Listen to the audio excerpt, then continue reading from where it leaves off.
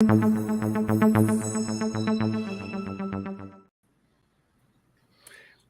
are live. Time to talk some NFL Week 11. It is NFL Betting Blitz here. Erik and Gino getting ready to get you all set for NFL Week 11. Erik, my friend, we are already into Week 11 of the NFL season. It does not feel real yet. How are things going on your end as we kind of wind down the college season and get ready for NFL? Yeah, time's flying by. I'm getting ready for the fantasy football playoffs. Hopefully can make some money. A little disappointed Florida couldn't close it out last night, but part of the joys of betting on college kids. Okay, well, hold on one second. We are having trouble going live at the moment. Let's see if it'll work this next time we attempt to do this.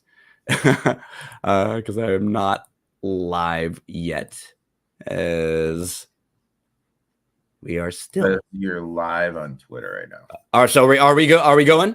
We're going. You see us on there? Okay, cool. I was having some connection issues on my end. Okay, my friend, we're gonna look at the betting lines like always from DRF. Are we going? Yep, we're live on Twitter, dude. Not YouTube too. Perfect. Okay, cool. Because I was getting the alert that we were not. So technology sometimes will be fun with us, but the important stuff. Let's talk some football for Sunday. DRF Sportsbook betting lines. If you're in the state of Iowa, you can sign up and you can play along with us. I got a bad glare coming in right now, so what I'm going to do is I'm just going to pull us off to the side so we can go full screen. That way you don't see that sun blasting right through my face. Erik, the promo code will give everyone up to a $300 deposit match bonus on DRF Sportsbook if you're in the state of Iowa. But on a day like today, if you're looking for some action, a really nice website, parlayplay.io. Used our promo code NFL Betting Blitz. And on that, Erik, you will actually get a match deposit bonus, and you'll get the opportunity to play in a bunch of different types of ways. You can play parlaying props. You can parlay fantasy points together. I just love the options that Parlay Play has. It's a really fun website, especially on a football Sunday like today. Plenty of options. Targets, receiving yards, receptions, first half, you name it, they got it, and payouts are instant. That's why we love it. Okay, let's get to our first game of this week. So we will start with the Cardinals at the Texans. You've got a Cardinals team who had a nice win last week. They got Kyler Murray back. But this Texans team, Erik, right now, they're one of the more buzzy teams in all of the NFL. And it's difficult sometimes as a gambler because we have to do two things, right? We have to actually look at the facts and give teams or players credit for what they do. But then quickly, we have to look at those facts and say, okay, how can they be exploited in the next game, right? You talk about buy low, sell high. We're not saying that the Texans have not played well or that Stroud has not played well, but now at this point, they've become a little overvalued, a little overhyped. They're probably a point or two built into their betting lines now because everybody's excited about this young rookie who's breaking all sorts of records. They're well coached. There's still a young team, still a rookie quarterback, still a young coach and a young staff. So these are the types of moments where they usually will have hiccups, right? You win a big game, you win a couple games, and then you kind of take a step backwards. I feel like the hype train got a little too high for the Texans. To me, anything over 3.5, I'd be on the Cardinals side because I just think this is a Cardinals team that they're still a little undervalued. Remember, Kyler Murray is now back and James Conner is playing.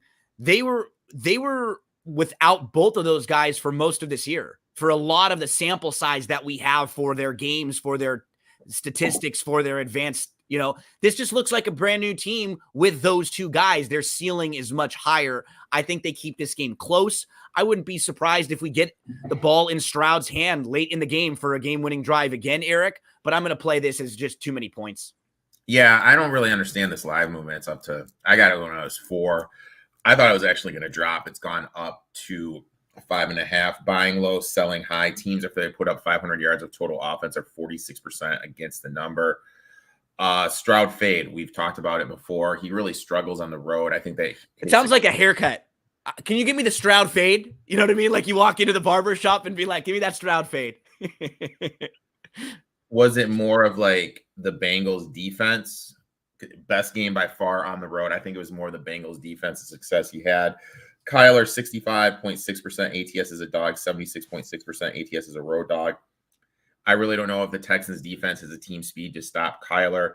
Texans defense can be beat in the air. Also, the Cards offense looks insanely better with James Conner there. We need to remember with Kyler, he's playing for something because we don't know what the Cards are going to do. Are they going to take a quarterback? Are they going to take the offensive lineman from Penn State to pair him with Paris Johnson? Or are they going to look to move him? So he's playing for next year. Also, I really feel that Michael Wilson is going to be in line for a good game. If I saw McBride have the big game last week with him too. Yep. He's the one that gets targeted the most in zone coverage for the Texans and for the Cards, and the Texans run a lot of zone. Okay, well, on to game 2 of the games we will be previewing, all the rest of the NFL Week 11 games. And this next one, Erik, has your Lions as an 8-point favorite over the Chicago Bears. Now, the Lions, I will say, they're one of the best teams in football. They're a very well-balanced football team. But now we're seeing the number balloon up a little bit. Now, this one actually was higher, right? Wasn't it closer to 10? Yeah, I got it at 10 when it. Yeah, I thought that Tyler Bagent or whatever his name Bagent was going to be starting, and now this is a Fields number. So we know Fields is coming back. Fields is 100% playing. Yeah. So, but keep in mind, Fields has not played for a while, and Fields was not lighting it up before he got hurt, right? We were not talking about the fact like him providing the best quarterback play out there. He had some glimpses, a couple good games where the offense was fine, but I don't know if the perception is necessarily like we're going from bad quarterback to really good quarterback. I don't know if that's accurate. Nonetheless, that's why the number has moved down a little bit. I think right now for me around here with Fields, it's just kind of a stay away. Like with Bagent, I was fine with the number getting a little bit higher. Here with Fields, he does have the dynamic with the run, and we saw the Lions defense struggle a little bit the last couple weeks. I think they're kind of a defense that has some high caliber players and then a lot of other fill-ins and spots. I'm just going to stay away here with this one, Erik, this divisional game. I think it may be a little closer than the 8 points, but I do still think that the Lions are the much, much better team in here. This one's a stay away for me. Has your perspective changed? Like, you already locked this in, so you've got 10. But now, if you hadn't had that number, would you play something differently knowing Fields is going to play and the number is 8? In my eyes, Fields is 5 levels above a Bagent. I think Bagent is insanely overrated. Lions had 500 yards of offense. That's at 46% angle. Divisional road dogs last 5 years, 56% ATS. When the line is 7.5 or more, over 7, like where it is right now in DRF, 8, 60% ATS. Goff has covered 12 straight games versus the NFC North, due for a little bit of regression. Fields is back. That means more explosive plays. He can extend stuff with his feet. We need to remember the 2 best games he's had in his NFL career have come against an Aaron Glenn defense. So I like this play a lot. I also took Jahmyr Gibbs over 24.5 receiving yards. Look, the Bears give up the most yards per game to opposing running backs. The only running back that did not go over this total was Josh Jacobs, but Zahir White did. His backup, Jacobs, his last 3 games has gone over this total. Because they're a pass funnel, right? The Bears are very good against the run. Yeah, Bears are against the run. And that's the thing where, like, earlier in the year, we looked at this team and they were kind of bad overall. But as you started to see the numbers throughout each week, they're good at stopping the run. They're just bad against the pass. So any team would look at them just like you're doing and going, okay, what's the Bears' strength? Stopping the run. Let's find ways, little screen passes, right? Play action stuff to get the ball, to get their pressure on us, to get them up front, and we can just dump it right over the top of them where they stop the run, right where they're strong right there on the front. So I feel like Gibbs is a really nice play. And you know what, we're looking at the Lions as being a little overvalued in this spot just based on the number. But as a fan, when we talked just like 2 years ago, could you have imagined that there was a stretch of games where the Lions were 15-4 over a 19-game stretch? I mean, it's pretty crazy when you see like where they are now that they were able to get here. Props to them for having Dan Campbell, putting them in a position to be there. And Ben Johnson, right? He's a big part of it. And then just being smart, and like a lot of people would have said, screw it, Jared Goff isn't going to be a franchise quarterback. Let's go pick a quarterback somewhere else. They looked around and they kind of surveyed the league and they thought Goff is fine. Goff is very serviceable. He's improved. He's done everything we've asked of him. So shout out to the Lions. They've done a really, really nice job. Erik, where do we head next? We go to the Cowboys at the Panthers. This is one of the games of the week that I look to right away to dive in, because the Panthers are probably at one of their lowest points. They just lost to the Bears. They did not look good. Young got outplayed by Bagent. And then we see the Cowboys on the flip side. The Cowboys continue to beat up on inferior opponents like their division rival, the Giants. They absolutely crush them, but they are way better at home. And now they're going to go on the road here. At home, they've outscored opponents 170-50.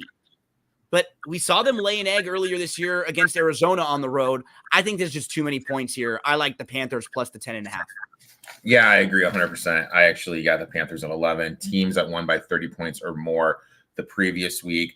The current week are 46%. When they are favored, it drops down to 45. When they're a road favorite, that drops down to 39.5. Since 2005, road favorites laying 10 or more are 41.5% against the number. You mentioned the struggles of the Cowboys. To me, it kind of comes down to Dak. When you look at Dak's home and road splits, completion percentage down 16.7%, passing yards down, yards per pass attempt down, TDs down, INTs up, and he's played one more game on the road.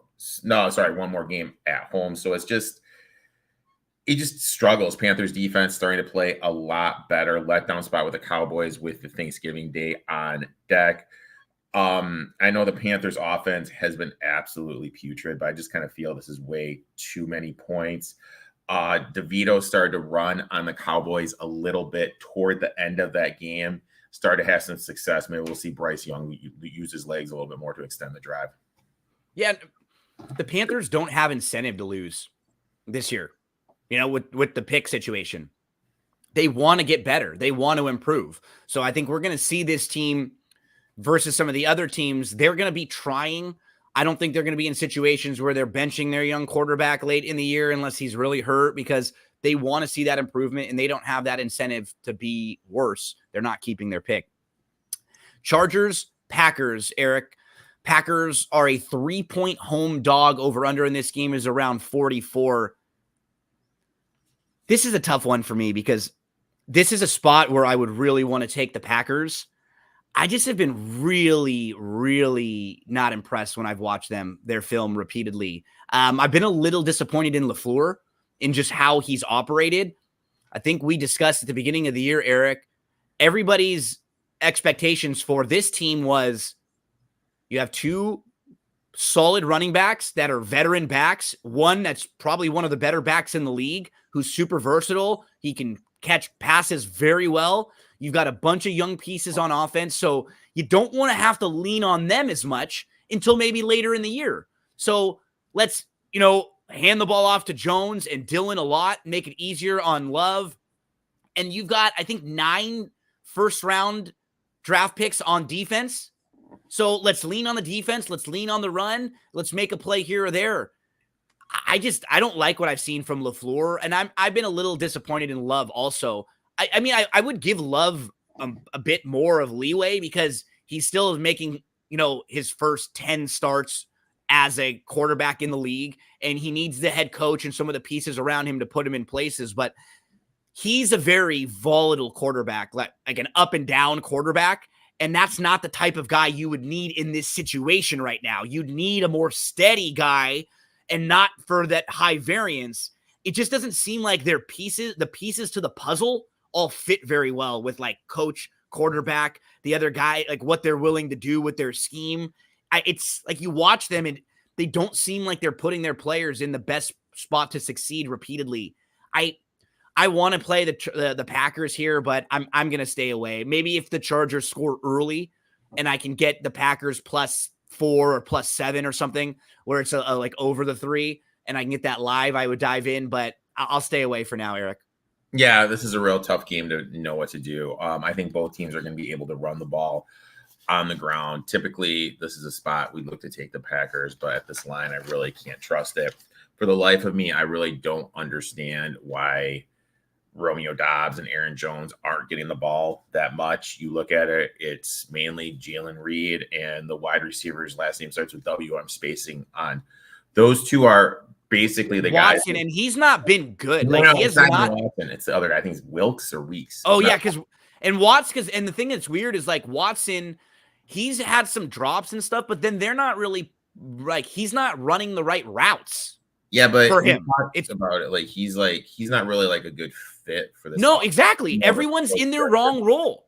Everybody's out of position, right? They're out of their play, like where they would be the most successful. And it's noticeable when you watch the film. Like they'll run routes where there's like two guys taking up each other's space. And you'll see one defender can defend both of them. And like you'll watch, there's so many things that are off when you compare their film to some of the other teams. And yeah, this last week I was really disappointed in LaFleur. Nothing really here for you in this one, Erik? No, this is a pure pass for me. Yep, we move to this next game. I dived in here. I think you were a little more trepidatious on this one. Look at my big words I'm using this morning. It's like I got the word of the day toilet paper or something going on. Raiders plus the 14. They're at Miami. Over under is 44. So I think Miami is a little overvalued, and that's why I played the Raiders. What scares me, though, is this is the type of team that Miami beats up, a team that they're a little better than, a little faster than, a little more athletic than, and they're at home. And they're playing a team that's not been historically good on the road and traveling in situations just like this. But all that being said, I still think with the Raiders, we're seeing this team play better and more inspired than they did throughout a lot of this year. So again, I think their last two games, when you see what they've done, I think it's different than what they were doing the first 6-8 weeks of the season. So I'm willing to give them the benefit of the doubt a little bit more because it's not built in the number here. There's not Raiders buzz in this number. If this number was down to like 10 or 9.5, then that would be Raiders steam based on, what we've seen the last few weeks. As a gambler, I actually kind of like when I'm seeing something and the narrative is still kind of moving against it because I trust my eyes. I trust what I see or what I believe. And sometimes I'm wrong. Sometimes I'm right. But as a gambler, you got to trust yourself. And at 14 especially, I'm okay with jumping in. The Dolphins could be up by 21 here, 20 points, and we can get a late garbage time score. What I'm hoping, Erik, is that Pierce in the last few weeks, he has been heavy on the run with Jacobs and just handing the ball off to Jacobs a lot and looking for Adams. So if those are going to be the majority of your plays, let's try to run, hand off to Jacobs. Let's look for Adams. You're at least in good shape trying to slow this game down, less possessions for Miami, run the clock out. I dived in at the Raiders plus the 14. I locked this one in. But I think you were a little nervous, right? Because some of those Raiders trends coming east and traveling and early, they're not very good.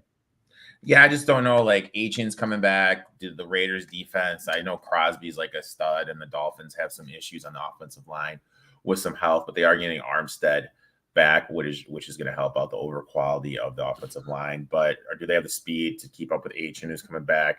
Hill and Waddle. For me, this is just a pass just because the Dolphins historically tend to win these games big when they play teams with a losing record. This is a comment from Let's Make Some Money. Yeah, it does. I could see that. And you got the Dolphins coming off of the bye, so they may be a little, I don't know about flat. Maybe they're ready to rock and roll. More of the play for me here is just really not trusting the Dolphins defense still all that much and feeling like with this big number that they're still ripe for a backdoor.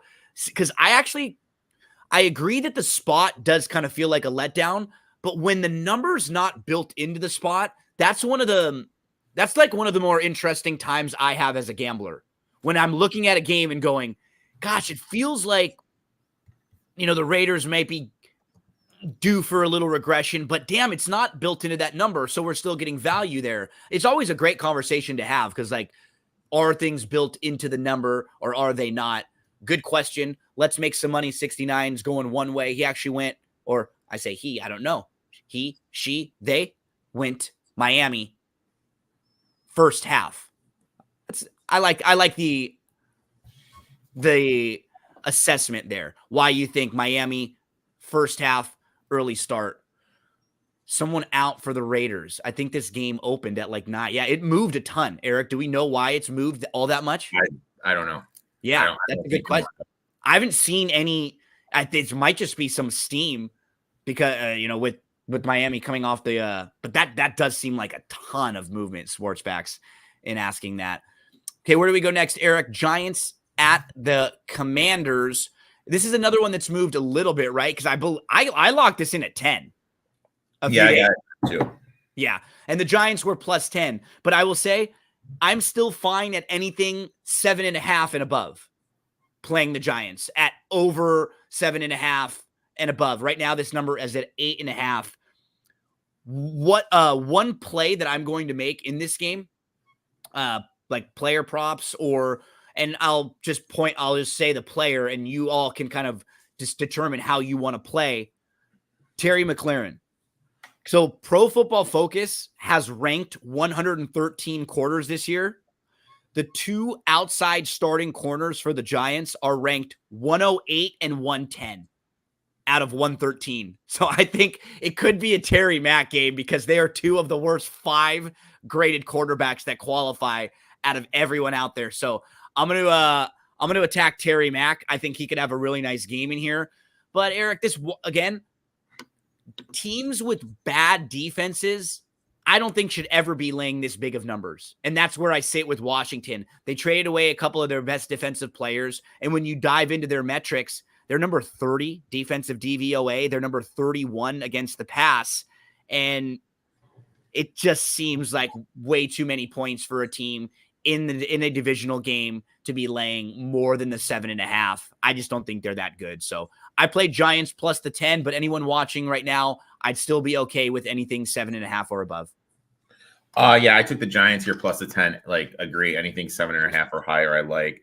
Back to the divisional dogs, last 5 seasons, 56% ATS, 7.5. That goes up all the way up to 60% ATS. The last 2 these teams played in week 7. Commanders were only a 3-point favorite in a game the Giants won. Now this line has moved this many points. Seems like a little bit of an overreaction to how much the Giants have struggled the past couple weeks. And then when you look about it, buying low, selling high, teams that lost by 30 points or more the previous week that are dogs are 61.1% ATS since 2005. We talked about Rivera as a dog, but when you look at his as he's a favorite, he's only 42% against the number. As a favorite coaching the Commanders, that dips all the way down to 28.6% ATS. Howell struggles with pressure. I think that with Martindale coaching for his job, he's going to bring a ton of pressure. Giants O-line has been an issue, but without Sweat and Young, the Commanders aren't able to create the amount of pressure they have, and they can be run on. The Patriots ran for over 5 yards per carry against the Commanders, and the Seahawks ran for 4.62 yards. I think the Giants are going to lean on Barkley. I think Barkley is someone you got to look to put in your DFS lineups. Also, I like to fade teams that after they are on the field, their defense for 70 plays, Commanders are on the field for 74. Also, I can't live in a world where Sam Howell is laying this many points. So I took the Giants plus the points. Nickname Sack Howell, which is great because I was talking about this with Chase last week. Have you seen Wedding Crashers? Uh-huh. I think that's the name of the Bradley Cooper character when they're playing football. They call him Sack. I don't know why that just made me laugh so much thinking about like that people call Sam Howell Sack Howell. So shout out. We hope there's plenty of those sacks today as we play the Giants. And that's one thing the Giants can do, put a little bit of pressure on the quarterback. And the Commanders can be thrown on too. I mean, I think DeVito can a little bit. Absolutely. He'll look more competent this week. I think he figured out like he can run the ball a little bit. It's going to open things up for them. No doubt about it. I kind of like the spot a little bit for that. Might be, and they have the whatchamacallit on deck, the Cowboys on deck in that Thanksgiving Day game. Yep. So this next game, we've got the Steelers at the Browns. I just saw DTR, Dorian Thompson Robinson starting for the Browns today. And I just saw the footage of him walking in.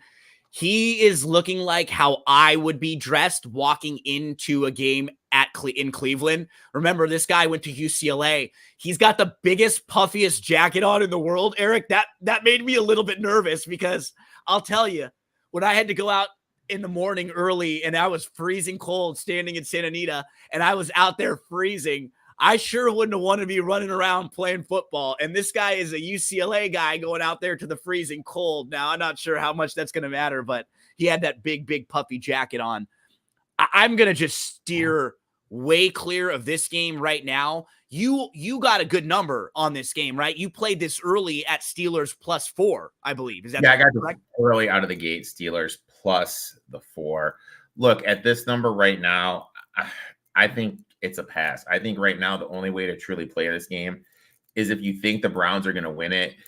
Multiple sports books out there have Myles Garrett 200-1 to win MVP. Look, I know it hasn't happened since 1986, but the story is going to be there. This Cleveland, without your best offensive lineman, without two of your top 3 offensive linemen, without Nick Chubb, without Deshaun Watson, make it to the playoffs. Garrett's going to be the centerpiece of that story. So I think there's value on him at that big of a number. So I would do that in terms of this game. Maybe include Jerome Ford in some props, but betting wise, all the value's gone. And think of the rest of the league right now. The quarterbacks this year, none of them are having these monster years, right? Like the big quarterbacks. Mahomes is a little down. Hurts' year isn't incredible. Allen's not having that incredible type of year. Tua was kind of hot early, and he's gotten back down. Stroud's sort of the new name that's kind of jumping up in the MVP. But none of them are having these like statistical years where they can't be denied, right? So it does start to open the field up. We're hearing people mention some wide receiver, throw in A.J. Brown or throw in Tyreek Hill or maybe C.D. Lamb. So if the Browns can win some games, especially if they can like win the division there, and the Ravens slip up a couple times down the stretch, maybe something to monitor, as we're always trying to find the best way we can get value, the best way we can make money on certain spots. Jags, Titans, reports are that the Jags are going to try to tweak up their offense a little bit because they've been stagnant.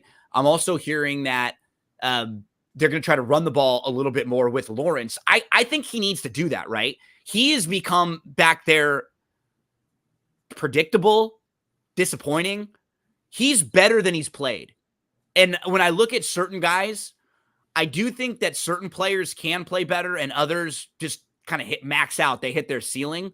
Like I still feel like with Lawrence, and maybe this is me reading into it, I still feel like he has steps forward he can take. Like I don't watch him and think he's got these incredibly bad habits that you can't get rid of. It just seems like there's something still missing. And maybe it is opening things up, running the ball a little bit more. Maybe it's the combo of like the offense. They Press Taylor, I was talking about him recently. I don't like him as an offensive coordinator. I don't think he does a good job. But I mean, I'm definitely not laying this kind of a number with Jacksonville. And it's moving the Titans' direction, but this is why we do shows early in the week and we talk about this because Erik, the last couple days when we spoke, you told people to play the Titans plus the 7. So at the very least, win or lose, you would have already gotten a better number and you would have been on the right side of the number right now. Yeah, I mean, look, this is just one of the spots where you got to take my boy Vrabel. He just does a great job of, covering in these situations. When you look at his trends, he has 58.7% ATS as a dog. When getting 3 or higher, he's 65.7%. Dog in the AFC South, 62.5%. Flip side, Peterson is a home favorite, 44.1%. Lawrence as a home favorite, and this is the one that sticks out to me, 14.3% against the number. So he's not covering these number as a favorite. Also, this goes to that trend I've mentioned a couple of times, divisional dogs last 5 years, 56% ATS. Look, I know that people want to make this Jags team into something. Their offensive line has issues. I don't think they're going to be able to protect against Jeffrey Simmons and company. We saw it last season when Travis Etienne started to tire down a little bit. I think we're starting to see him tire down a little bit here as well. And when you can't run the ball, that's going to put more pressure on Lawrence to make some throws. And, you know, we talked about on your show, Lawrence is basically the same quarterback as Mac Jones. They're putting up the same numbers, and no one seems to see that. Also, the Jags run a pass funnel system.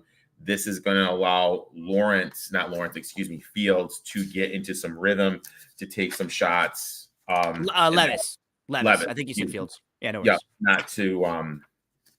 So I like it there. So I played the divisional dog here. I think this is just way too many points. I also took a shot with Calvin Ridley over the 48.5 yards.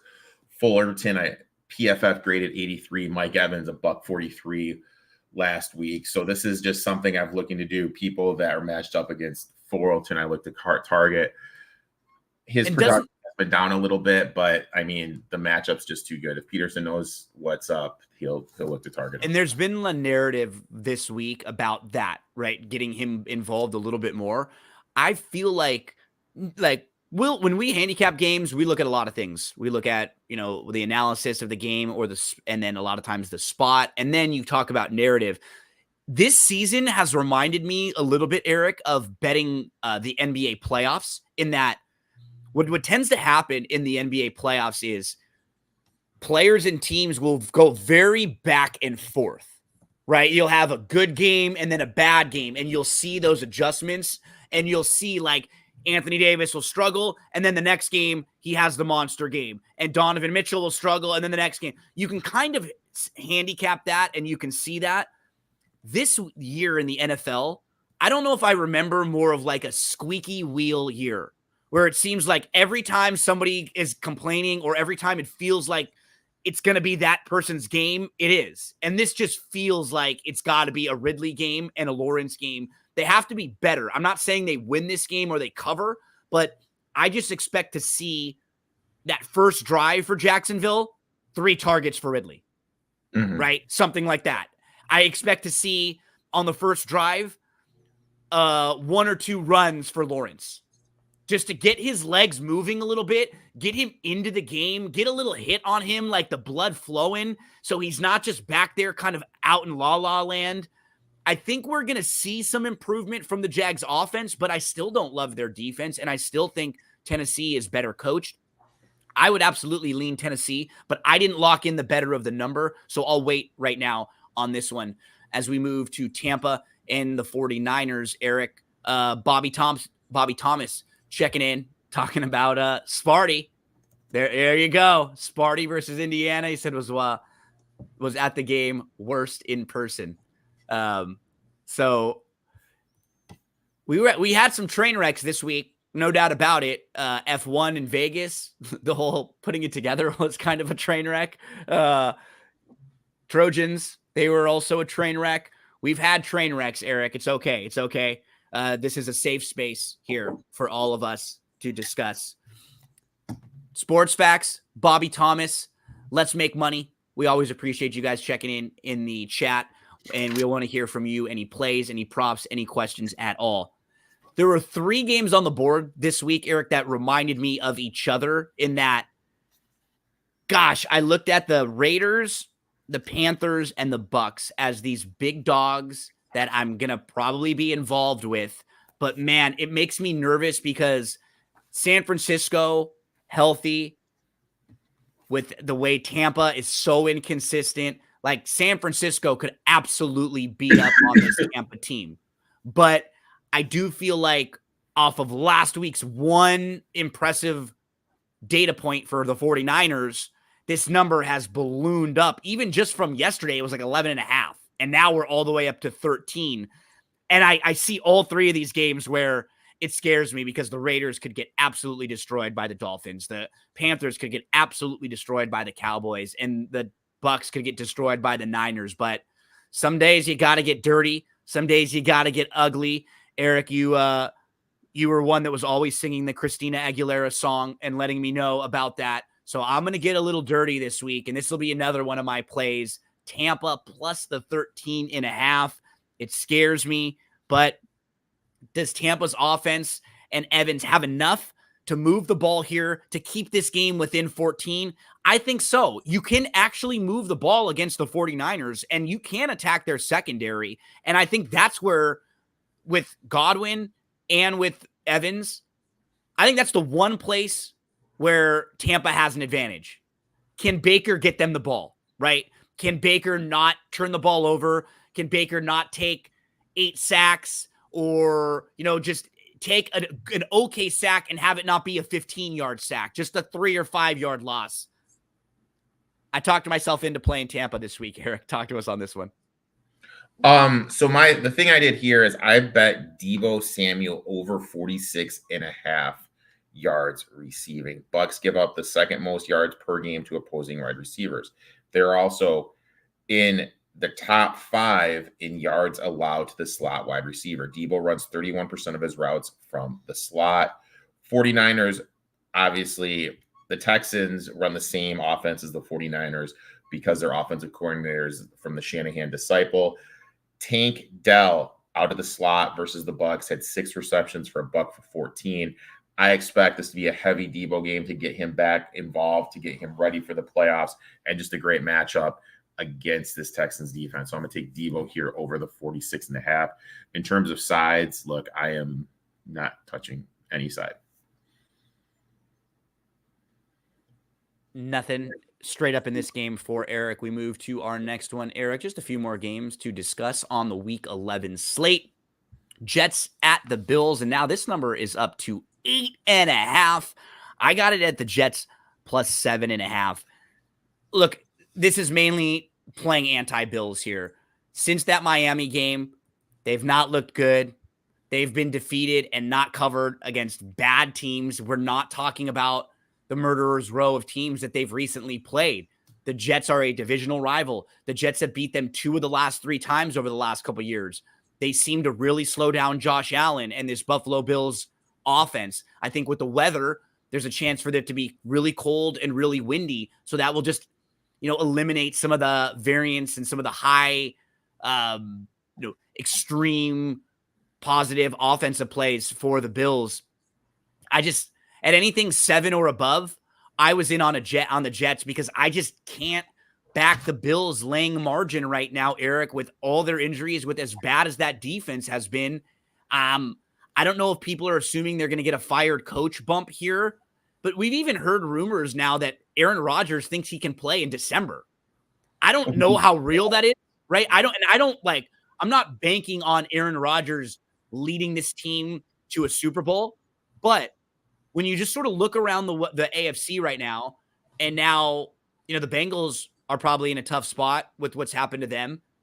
I feel like a couple other teams in the AFC may think they have a chance. The Browns just lost their quarterback, right? And the Bengals. So 2 teams that were probably penciled in as playoff teams just lost their starting quarterbacks for the rest of the year.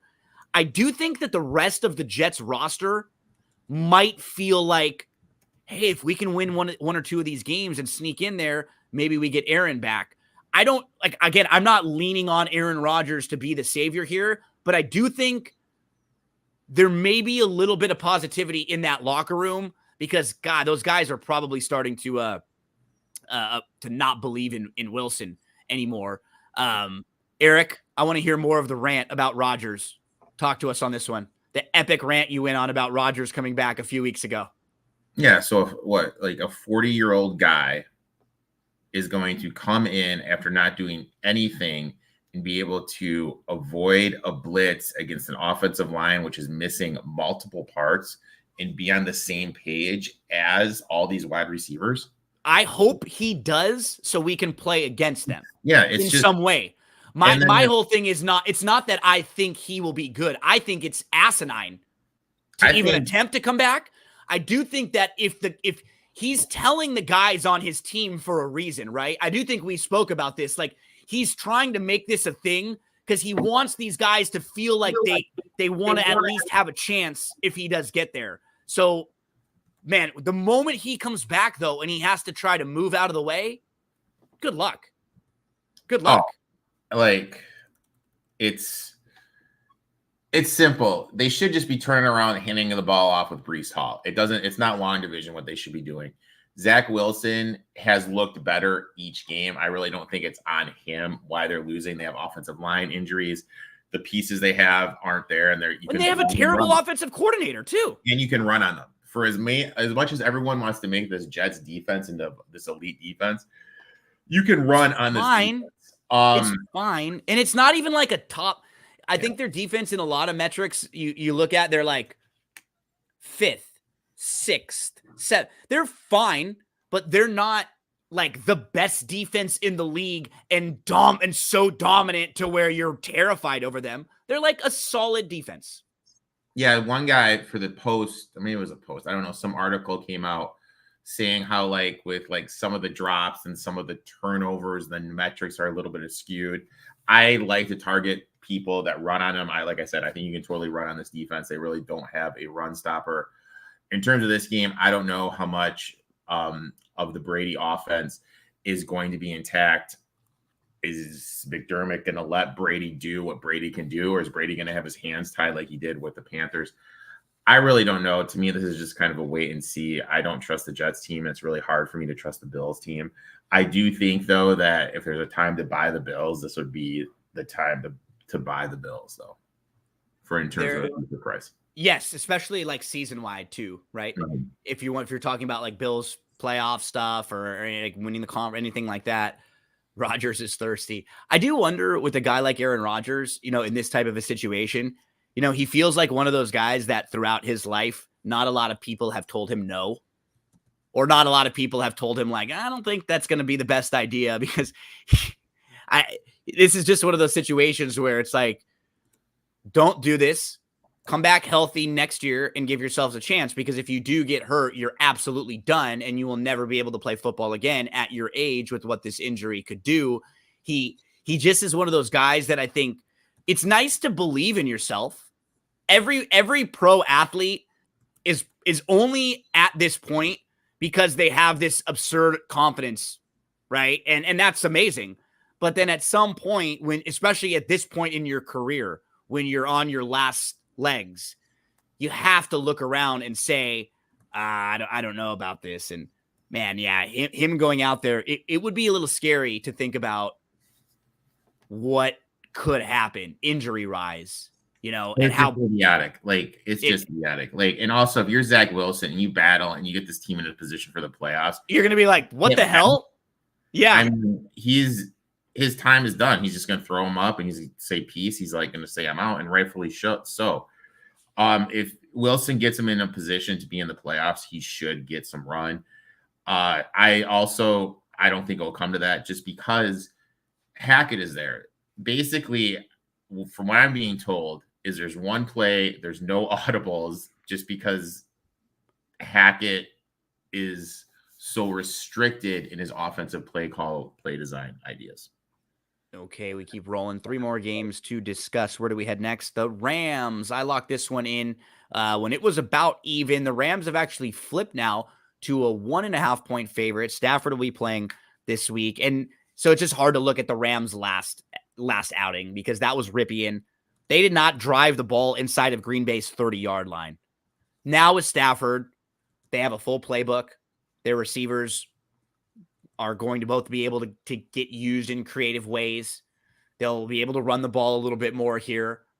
And in this division, Erik, it's been kind of weird because the Rams and McVay kind of beat up on Seattle and Pete Carroll.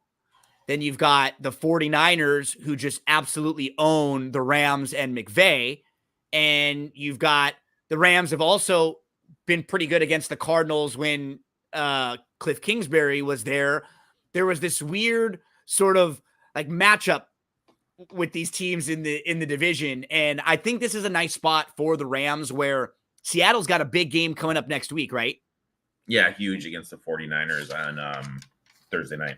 So short week coming up for the Seahawks. They're going to play this Rams team that's going to be a little bit better. They're going to be at home. I think you're going to get a nice punch from the Rams. I played them on the money line 2 days ago at -108. I don't know if I want to lay margin with them. I like them at winning the game straight up, and this is only -1.5. Like, I wouldn't want to lay a field goal or more with the Rams, but I do think that they can win this game straight up. I like the spot for them.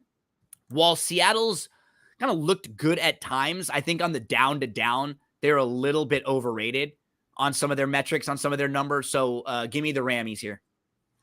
Yeah, I would lean the Rams here. McVay 9-4 ATS, 69% against Carroll. Can you really trust Gino Smith? You mentioned it. Stafford's coming back. See this Seahawks defense. Look, it can be run on. It can be exploited in the slot wide receiver. Cooper Kupp, I think, is someone who's slick. That's going to be under-owned in DFS that you can kind of look to target. Walker really hasn't been getting enough touches in my eyes, and I think Aaron Donald's going to be able to eat against this offensive line. Where do we head next, Eric? Wilson is out for the Cards. Which low-budget wide receiver can I use to replace him? Any thoughts on that, Eric? I will have to look just because I have Wilson in my lineup, and I got that alert as well, and I haven't when we're talking, so I haven't even looked yet. Okay. Maybe you could put Rondale in and then nickel and dime somewhere else because I think Rondale was only a couple grand more. Okay, let's keep moving along. We go to Vikings at the Broncos. This game is up to a full 3 now for Sunday Night Football. It was 2.5 for a lot of the week. So you got the Broncos who beat the Chiefs and the Bills as 7+ point underdogs in their last couple of games. They've won 3 in a row now. They're kind of quietly playing well. For the Vikings with Josh Dobbs, they've gotten a lot of buzz recently. They are on their nice win streak, 5 in a row, and all those wins came without Jefferson, and they've been without their starting quarterback in their last few. So things are going well for them, but they did get up big last week, and then they got stagnant. They had 3 straight 3-and-outs, and they gave the Saints a chance to come back in the game. I want to give Dobbs credit. I want to give both of their coaches a lot of credit on the offensive side and the defensive side. They've taken a team that last year was a team that was overhyped to this year. It's sort of the opposite. They've kind of overachieved with like less on their roster and less talent. But now they've kind of got to a point where they've become a real buzzy team. Now at 3, it's a little different than at 2.5, but I still don't like this spot for the Vikings. I'm just going to steer clear because this could be a game where you got a tough place to play. The Broncos defense has been a little bit better than people want to give him credit for. And you just feel like there might be one of those games where you get 3 or 4 turnovers coming for Dobbs and this offense, but I'm going to stay away. I would have leaned Broncos, especially at 2.5, but I'm not going to play it one way or the other at this number. Just to answer the question that was just asked, probably Williamson from the Lions. He'll be matched up against Stevenson from the Bears, who's 99th per PFF. Another low budget guy, Josh Reynolds, is right there as well. So those are 2 options for you if you're looking to replace Wilson. In terms of this game, look, I locked this in at 1.5, 2 with the Broncos, selling the Vikings. Everyone is trying to make this Dobbs story into something he is not. There is a reason this is his 5th team in less than 2 years. He's only 2-9 straight up as a starter. Broncos have been looking better each game, and that's because they're finally leaning on Javonte Williams. Hawkinson can be exploited. Hawkinson can be used well here. Dobbs likes to target the tight end. Maybe look at some Hawkinson props just because the Van Joseph defense struggles to cover with a tight end. But on the flip side, the Vikings have been very bad defending wide receivers. I think this is going to be a big Cortland Sutton game. If you get Sutton going, this is going to open up more stuff for Javonte Williams. Broncos defense, since allowing 70 points in that game against the Finns, only 21 points a game. Last 3, 16 points per game. Wilson has been looking a lot better. Vikings banged up at the offensive line. We don't know if Madison's going to go. Justin Jefferson is not holding out, but sitting out this game. So, look, I just think this is the selling point of the Vikings. I have the Broncos in circa. So you have the Survivor, and did you play 2.5 or just the Survivor on the Survivor play? I got him at 2. I would still bet the Broncos at 3, and then they're my circa pick 2. We finish up, Eric, with Monday Night Football. Big game. Eagles at the Chiefs. The Chiefs are a 2.5-point favorite in this game. They're coming off the bye. Andy Reid has been incredible off the bye. I mean, these are two good football teams, honestly. And I think if you're making the list of the best 3 to 5 teams in the league, I feel like these would probably both be on them for me. And mainly because I trust both of their defenses this year. I trust the Chiefs defense a lot more. The Eagles, they've struggled defending the pass a little bit, but they do seem like the type of team that they kind of step up and they make plays when plays need to be made. I think that the Chiefs will try to throw the ball down the field a little bit more against the Eagles because that's where they can attack them. I think the Eagles will try to dominate the clock here, run the ball, hit your passes to A.J. Brown here and there. Fascinating game, really exciting game. How are we attacking this game, Eric? Talk to us about how you want to play Eagles-Chiefs. I look at it like this. I am going to probably take the Eagles here. I'm waiting for a 3, hopefully a 3.5 to pop. You're going to be able to run the ball on the Chiefs with the variance that Sirianni is going to have going for 2. I definitely want to be there on the Eagles in that situation. Chiefs are 20th DVOA versus the run. And if they're just controlling the top clock, I could see, you know what I mean? Kelsey right now to me is, and I'm a little bit worried, and it's nothing against him, nothing against Taylor Swift, but how much is he focused on football right now? It seems to me he's a little bit more of a celebrity instead of a football player right now, doing the SNL stuff, traveling around, a lot more TV engagement for him. I think the Eagles pass rush is going to be able to get home against Mahomes. So I'll take the Eagles here plus the 3. I also look at Rashid Rice's props for the Chiefs. Eagles really struggle defending the middle part of the field, give up the second most yards per game to opposing wide receivers, give up the most yards per game to the slot wide receiver. So I'll look at Rice props for him to go over his receiving yard props, and then the Eagles plus the 3 points.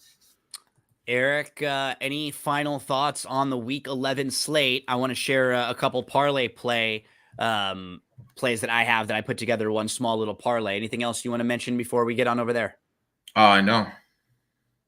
Okay, so parlay play, Eric, parlayplay.io is the website. What's our promo code? NFL Betting Blitz. And anyone that is interested in playing, I can pull up our parlay play site right now. Let's get parlay play up. When you sign up, make sure to use our promo code NFL Betting Blitz. And what you can do is you can search. It's really easy to navigate, like right off the bat. Like if you want to just search for your player who you want, like if you were looking for Lawrence, right? Trevor Lawrence, you type in Lawrence and then boom, it gives you all the options here. Passing yards, passing touchdowns, passing attempts, passing completions, passing long. And then you've got pass completions, pass rushing yards, and fantasy points. All of those options you can play for just Trevor Lawrence. Like combinations, Lawrence and Levis, Henry and Lawrence. You have all these random combos that you can play. For me, Eric, the 2 that I put together today, just a small parlay with a couple bucks that I had left, but I had mentioned these 2. I went Terry Mack over the 62.5 receiving yards. That matchup for him, he's playing against 2 of the weakest graded corners in all of the NFL. So I like that matchup quite a bit for him. And then I also went Trevor Lawrence with the rushing yards. I think he's going to try to move his feet a little bit more. That number is only 14. And I feel like that's just a couple scrambles for him. So give me Terry Mack over the receiving yards, Trevor Lawrence over the rushing yards. I put those together for just a $2 little parlay that would get me back $4. Do you have a parlay play or a round robin? The Wolf was round robin in it the last few weeks.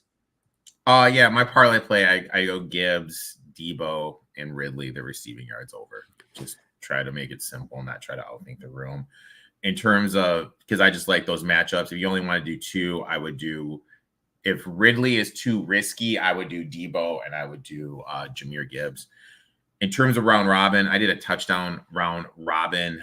I did Calvin Ridley Williams from the Lions, Debo, and Cortland Sutton. I did those by 4 and 2. Round robins, parlay plays, straight bets. We've got them all for you on NFL Betting Blitz. Thanks so much for hanging out with us again this week. Now, with Thanksgiving coming up, schedule will probably be a little off this week in general. Erik and I are going to talk to the bosses, our family, and see what the schedule is like, and we'll let you know. But we will have some stuff coming out throughout the week. Just not exactly sure when it will be. Yeah, so just monitor our socials. We'll try to get as much content out there and help you all out as much as possible. But the best place to always stay tuned to everything going on, follow Erik at etoff21 on Twitter. Follow me. It's me, Gino B. Final thoughts, my friend? Let's go Panthers. Yeah. Out of circus. There we go. Panthers. We're flying the Panther flag this week. Hope everyone has a fantastic NFL Week 11. We'll talk to you next week for Thanksgiving NFL Week 12.